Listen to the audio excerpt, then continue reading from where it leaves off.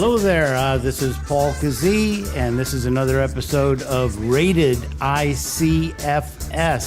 I'm here today in studio with David King of the Collaborative, editor. Hey, thanks for having me. And we've also got Adele Schmidt, one of the two directors of the the Romantic Warriors series. We're going to be screening the first of the Krautrock films that Adele has created for us. How did you get involved how did this all start? I mean, this has been a pretty exhaustive project for you. Yeah, the whole Romantic Warriors thing is now I would say, a documentary film project that started in about 2011 with the production of the first film in the series. And now we are in number 4 of the series, which is the Krautrock trilogy.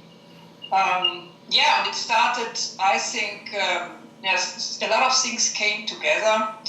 One very important point here is that the co-producer and co-director, Jose Segarra, is a fanatic of progressive rock, and he is also my husband. And for the past almost 25 years, and so he's very much into that music, and I am a filmmaker from heart, from education, and it was about, I think, 2000, I don't know, 9 or 10, that I was looking for a new project, and he said, why don't you come with me to Nearfest?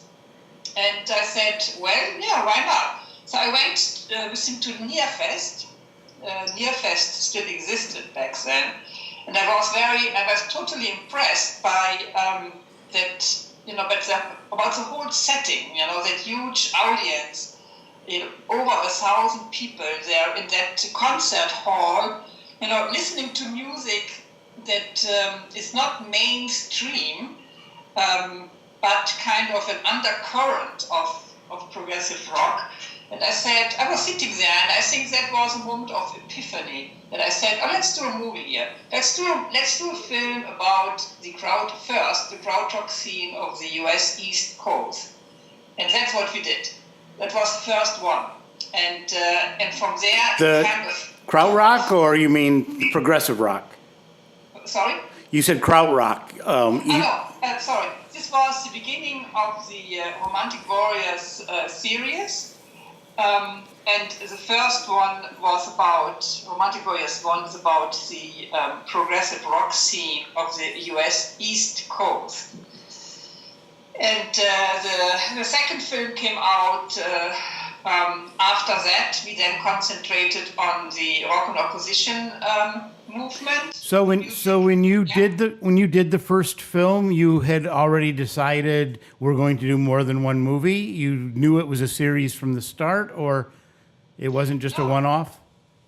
No, it wasn't a series from the start. It was kind of, when we finished the first film, we got such a huge reaction, like a positive reaction to the film. And many people said then, why don't you talk about, other subgenres of progressive rock? Why don't you talk about, at that point, Magma came to Washington. That was the other moment. Yep. We just finished the first film, and Magma was in Washington.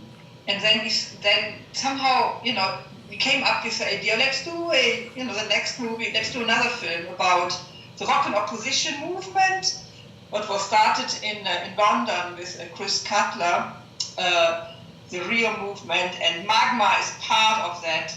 And then I think we just decided, let's do a second movie, because the reaction was so great from the audience, and we felt very supported, and to do a next film. And then it really took off after the second one.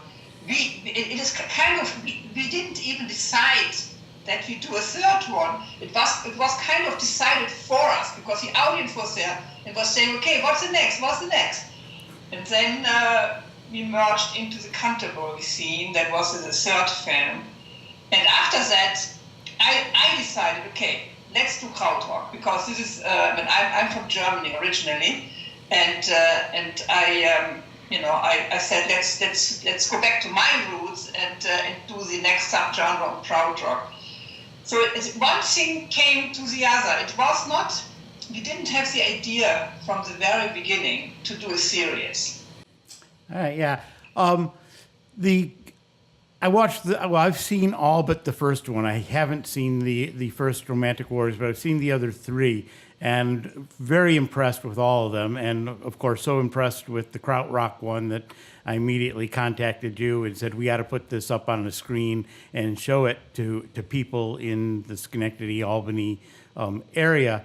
And at the time, I was shocked that it fit so closely with my own interests. First, it covers Kraftwerk, which is probably the best known of the Krautrock bands, but then also my two personal favorites, Faust and Can. And I'm like, wow, this is great. And then I found out there was going to be 2 more films. Who else have you interviewed? Have you already done your interviews for the next 2 chapters? We have done some interviews for the next films, but not all of them. But we know let me see. I just go into the different films. We know what we're going to be having in the next 2 films. We still have to produce. We still have to do some more interviews. And for all of the people who ask themselves, why do we have 3? Why do we have a trilogy on Krautrock? The reason is because Krautrock is a very big scene. It was a very big scene in Germany. That when we started interviewing the bands, we realized we can't tell the story in 90 or 2 hours, and so we decided on the trilogy. Also because the different bands, that is very interesting, and you will learn that when you watch all the 3, they happened in kind of different regions of Germany. The first film, the film you will be screening now at your venue, is the concentration of Cologne and Düsseldorf. These 2 cities, they're very close together. They're more on the western part of Germany. And here you have Kraftwerk, you have Neu, you have Cannes, and you have La Düsseldorf and Japanov. They were clustered together in that region of Cologne, Düsseldorf. And this film also includes one band from Hamburg, which is Faust. We included that because Hamburg will also be part in the second film, but the second film will be focusing more on South Germany, in the south. And here we have Amandyl, we have Embryo, Kran, we have Guru Guru, we have Chal Caravan, Beatrice and Bestrop. These are the bands in the second film, and they are in the south of Germany, Nuremberg, Munich. That is the region where these bands are. And the last film in the trilogy will be completely concentrated on Berlin.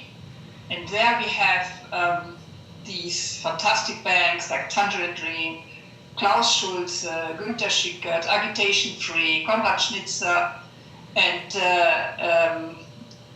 Magnus Reuter, who is more a musician, a contemporary musician who is in that vein of playing like Krautrock. So the third one is focused on Berlin. So some of these folks I know involved in the Krautrock scene have rejected the idea of these labels in the past. So I wonder what it was like going to them and saying, we're going to do this film on this thing that you're technically involved in. Did you get any pushback of like, well, we're not part of Krautrock, we did our own thing, we're artists. How did you deal with any sort of pushback you got from folks who were thinking that they weren't necessarily part of this label? Yeah, well, the Krautrock label is something the musicians in Germany, they didn't give that to themselves. Yeah. It was given to them from outside, and in general they don't like that term. They don't like the term, and because the bands, they are very different. They're all very different, and it's very difficult, to categorize them under one umbrella. That would, this Krautrock umbrella. So there is a resistance, from the musicians to kind of accept. I mean, they don't like the term. On the other hand, they do agree that because of the term, audiences look for them. Because of the term, there is an audience that labels are being created to categorize things, and labels help people to find things, and they also, I guess, appreciate the fact that through the Krautrock term, people find these bands. So it's kind of a contradictional thing what is going on with that Krautrock term. What we have, in our interviews, we're not talking about Krautrock. When you watch the movie, I think that in the film you will be screening now, if they mention the term 3 times in the 2 hours, that's a lot, So we are not discussing the term. We don't go in that direction. We go into in our interviews, we go into another direction, and the interviews were mostly focused on the music itself, and not starting to dwell on that Krautrock term. Yeah, Faust actually, they seemed to embrace it at one point because they released on the 4th LP, a track called Krautrock. Did you talk at all to Jean Hervé about why he decided to call one of their songs, or whoever decided in the band to call it Krautrock? Oh, that's a good question. We didn't ask the question. We didn't ask the question about that specific song. I think we, from our side, also tried to avoid the term when we were talking to the musicians. And I think we have to ask John Hervé himself why, why they came up with the song. And I'm sure that they're going to have a funny answer, because they play with everything. They play with every word. They play with every tone. And if something comes across like such a term, they play with it as well, And it would be interesting to ask him that question. And I certainly will do the next time I talk to him or send him an email. I will ask him. Yeah, well, we will actually be speaking with him in about 30 minutes. He's next on our agenda. Oh, wow. So ask him the question. I will. Was there anyone else that you would have liked to have gotten for this, for either Can or Faust? Anyone else you would have liked to have gotten an interview with that you weren't able to get? We had pretty good access to everyone, and for the first film, for Krautrock 1, what you will be screening, everybody who we contacted agreed and is in the film. In the second film too, we already have one interview with Amandul, and so the reaction was very positive. We had one band. What seemed to be difficult to get is for the third film, and I think we're going to deal with that when we come to that. It's Ashra Temple. It's difficult with them. I'm not sure if we will be able to include them, but we have dealt with situations like that before in other films, that a band doesn't want to be participating in the movie. and that's then just fine, and it will not be participating. But Ashra will be covered in any case by people who were in the band, and like Harald Krautrock, for example, we'll be talking about his point of view, of being in Ashram. That was the only band. Yeah, well, I'm very happy that I hope we can get an audience here for this. David's going to help by through his collaborative, and I just think it's amazing that you're doing this. I want to tag along actually, and so that I can sit there like a puppy and drool over all my heroes. But yeah, I mean, you just sit there talking with members of CAN, and of course we've had John Hervé and Zappi here at Proctor's. So that's old. That's already old, But to see the members of CAN, you got quite a few of them. It was like 3 members I think you spoke with. Yeah, I think these are the only 3 surviving members, because the other members they passed away, and Jackie Liebetzeit passed away. I mean, we interviewed him. We interviewed him in August 2017, I think, and he died in early 2018. He died last year. And we also interviewed Irmin Schmidt, and then Irmin Schmidt is one of the founding members of CAN. Malcolm Mooney, very interesting, who was in Germany at the time when he started working with CAN by accident somehow, and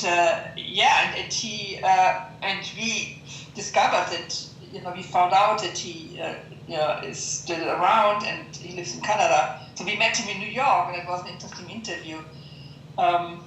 And then we also interviewed Damo Suzuki, the other singer, the second singer of CAN, who lives in Cologne. And Damo is still active, and that is the other thing. Yeah, he was supposed to tour through here locally, and unfortunately they ended up canceling the tour. I think there were visa issues. Yeah, he didn't become. There was no permission for the visa. We talked with him about it. He was very excited to come to America. They had really lined up a great tour, but the visa didn't come through. And that happens a lot. Even more with this new administration, now that musicians can't come to play here. But he's still around, and he is very active. And I don't know if you know that for each documentary we do a special features DVD. And in that special features DVD for this first Krautrock film, there is a whole concert of Damo in it, like 1 hour of concert when he went to Peru, to Lima, and performed there with the sound, we call them sound carriers, with local musicians, and performs their improvised show. Very, very exciting, very, very incredible. And we got the permission to include the whole concert onto the special features DVD. Yeah, I just ordered that DVD last night, and that was the main reason I decided to kick out another $10 or whatever it was. It was like, oh my God, the entire concert! I have to see that. Yeah, the special features DVD. I mean, everything is so fresh. The Krautrock film was released in April 2019, just months ago, and the special features DVD it just came to us last week. It's all very, very new and brand new out of the oven. We have lined up a few screenings and working on more, and the response of the film has been so far fantastic. Well, thank you so much for doing this, and hopefully we can have you back when Krautrock 2 is ready. I would love to do this, And I think each new film will be another new journey. And as we are learning, the audience learns with us by watching the movie. So you discover always new things, and that it's so rewarding and amazing by making these documentaries. Well, thank you so much, and thank you, David. Thank you. It was a pleasure. Thank you, David. Yes. We are also with Jean-Hervé Perron of Faust, my favorite band in the entire world. Thank you so much, Paul. You're very kind. Yeah. So, how am I so lucky that I get to talk to you? Well, because you are the man who organized a concert in Schenectady, which is not my hometown. Obviously, I'm French, living in Germany, but I had the pleasure to be a resident in Schenectady for 1 year, being a student, an AFS, American Field Service student at Mount Pleasant High School. So that's and you are the man who organized a concert exactly in the hall. I remember now the hall where we celebrated 1968, the end of a year. So every student thing stage. Wow. Yeah, like a commencement ceremony, congratulations. Yeah. Or it was next door. Yeah, probably. Yeah, it would have been in the main stage. The space that you performed in, our GE theater was actually part of a department store back then, I believe. Yeah. Correct. I remember. Yeah. So we're going to be showing on June 15th a film by Adele Schmidt, and I'm embarrassed to say I don't know her co-director's name. Jose Tigara. I should know because they signed my DVD. Very extremely nice people, totally lovely people. And the film is amazing, and she spends a good half an hour with you and on Faust, and also a full half an hour around Cannes and Kraftwerk and Neu. I was really impressed with how deep they went, and just how much time they spent. Usually these things just go, they ask a couple of obvious questions and then leave. But I learned quite a bit, actually, that I didn't know about your band. They are really authentic people who are truly interested in each band that they interview. They even took the energy, the travel to go to and record one concert that we did in Louisville. Yeah. Yeah, I think they've released part of that on a companion DVD to the Krautrock film. I'm looking forward to that. So, Faust, first of all, how long was it between when you were a foreign exchange student here in the U.S.? It seems like it had to have been not more than a year or two that you were suddenly in this amazing band. Well, the amazing band didn't exist. See, being in the States, that was the time where the Beatnik and Bob Dylan and all these people, the LSD, Timothy Leary, all this, and I was there, a very young person. I was 18 at the time, so I was absorbing all those vibes. I mean, Bob Dylan, I know he's not avant-garde, but I like him. I appreciate him. I think he helped a lot of problems of the young generation. So anyway, when I absorbed all this and I arrived in Europe, who was highly political, and this combination of what I heard, saw, and read, and listened to in the United States, combined with what I was immediately confronted in Europe, in Europe it was heavy.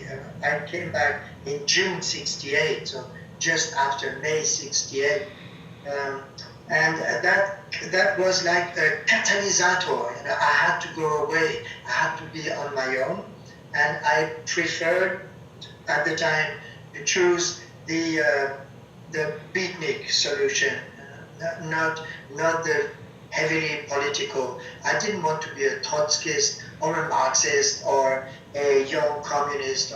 I wanted to be myself with all my things in my head, I didn't want anybody to tell me. So I traveled and I landed in Hamburg, and I met Rudolf and I met Gunther, and this is the start of France. Yeah.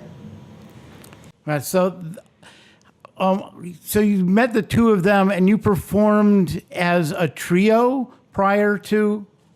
No, we didn't perform at all. We spent about 2 years just playing music, experimenting, having fun, smoking a lot of dope, which everybody was doing. So we were experimenting until we met. It was this nucleus of the three of us, Rudolf, Gunther, and myself, surrounded by lots of little people playing bongos and stuff like this. But the nucleus was there.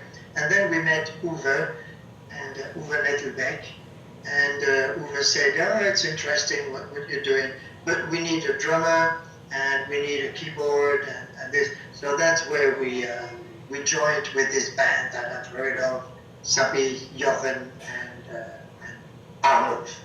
So the story is that he was he charged with finding the German Beatles, or did he come up with that and say, "Hey, I got the German Beatles for you here"? Mm-hmm. Well, that would be totally unfair to say so about Uwe. Uwe was an extremely sharp-minded, very critical, very satirical, very ironic, but heavily. He was like acid. I don't mean LSD. I mean acid. It was very virulent, very. So he wanted to sort of fool the music industry, who were at the time only promoting Schlager, like the top tens, the popular music, but extremely low intellectual level, I would say. So he wanted to give us the same chance to record and be inspired, to have time to be inspired, to express ourselves as any of the other Schlager. So he fooled the music industry. And he was a genius, man. He managed to do that. So the Polydor thought they had the new Beatles. But certainly Uwe didn't want us, and he never expected us to be the new Beatles. He knew there was something in us, like in many other bands in Germany. It's not only Faust. I'm talking about a generation. So he said, these guys are right, doing the right thing. So you weren't the Paul McCartney of the group or the John Lennon. I was more it's hard to say. There were only four. The Beatles were four. We were six. I think Rudolf was the John Lennon, and I don't know. Yes, Sabi was Ringo Starr. Yeah. And Johan was. Johan would be more one of the Beach Boys. Yeah. One of the very inspired, very like in heaven things. Yeah, you're right. I was Paul McCartney. Yeah. I'm doing lots of lyrics. Yes. Very good. David, you had some questions? Well, I sort of mentioned this to Adele. We talked about this a little bit before, but I know you I've read a number of your past interviews, and you rejected sort of the idea of the Krautrock label, it seems obviously you take your art very seriously, and it seems to be more about creation than anyone fitting into one label. And yet here you are taking part in this documentary that does look at things in that way. But it seems to me that Adele, as you said, is very interested in getting deep into what you were doing as a band. And what is it like dealing with that? David, I will shortly interrupt you before you come to the question. I would say we take seriously our music, and I would like to quote a person that I like very much, a great songwriter, that's Peter Blackbird of Slap Happy, and he says, yes, we were so serious, like children are serious in the day.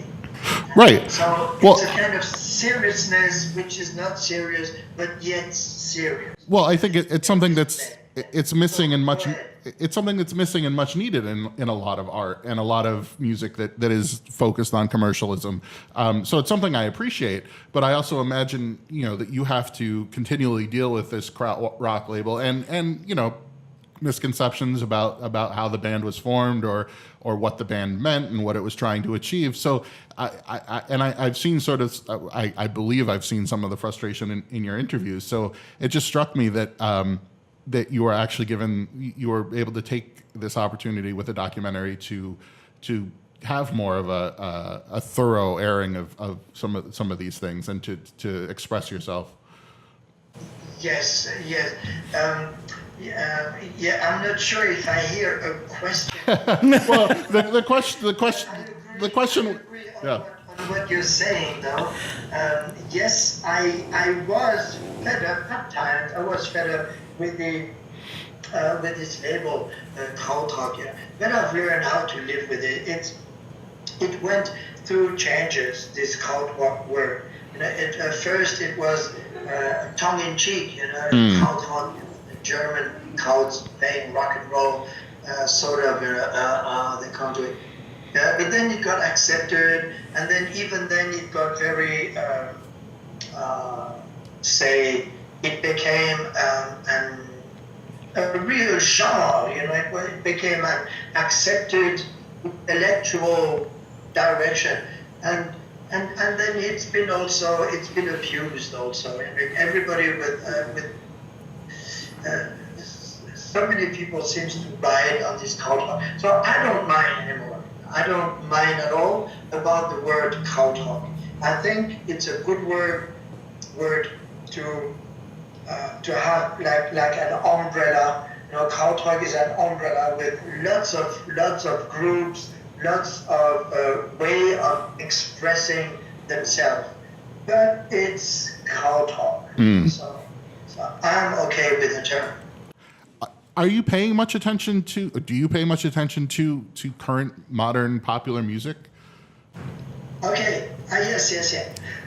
No. Okay. It depends. It depends. Popular music. This is. Do you mean pop music? Do you mean Schlager? So what I'm definitely not interested in is low intellectual, low level music made only to generate money. Or so this I can you can hear it. You can hear it in the lyrics. They don't mean anything, or they are trying to touch a few themes that are popular. So this doesn't interest me. But popular music can also be like folklore music. And I love it. I love the folklore of the Balkan. I love the folklore of Mongolia. I love the folklore of the Navajos. I love this kind of music. I must say, no, I don't hate anything. I do not pay attention to music that is not meant to inspire people. Well, one thing that's impressed me is that you appear to continually be reaching out for new partners, new creative partners. Are are you putting together anything now? Are you planning another tour? Is there anyone you're working with that you want Schenectady to know about first? Yes, Paul. Yes, we are. Yes, we are. Also, first, it's very true. I am scared, stiff that that Faust would repeat themselves. Sometimes we do. There are some pieces of music, like the piece called Krautrock, or the sad skinhead, or the psalter. The people seems to love it, and we also love it, or even newer pieces. And they are easy to play, easy to reproduce. So for us, it's a win-win situation. The audience love it. We like it very much. It's easy to play. It's easy to play also every time new. So I think I have lost. I am a bit lost now. Getting back just for a second, you mentioned the track Krautrock, which I believe is from that LP. And that was what I was discussing with Adele earlier, was what was, when you released that, where was your mind at that point? Was that the tongue-in-cheekness? Why would you name a track after a term that... Because it's simple. Everybody was saying, they play Krautrock. Okay, so we are going to rock you. So it was more. It was a fun name.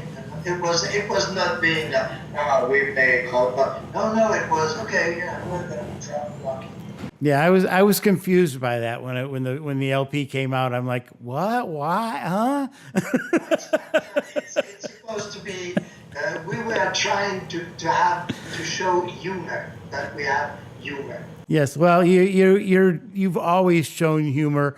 I was thinking, actually, when I was thinking earlier about this, when you and I write on this, I don't know what you call it, a blog thing, and you write there, and mostly I just read. But you often sign off as your frog, which it seemed to me like the same sort of thing. Is that you're poking fun at an insult? No, the English, the British, our friends, the British citizens, they call us frogs. They call the French frog. And well, I don't think it was complimentary though. To be fair, my father, who is British, we're supposed to eat, which I did once in my life. I'm French and I'm pretty old, but I only ate once frog legs. French people are supposed to eat snails all the time and eat frogs and have a gauloise in the mouth and things like that. So no, it was not an insult really.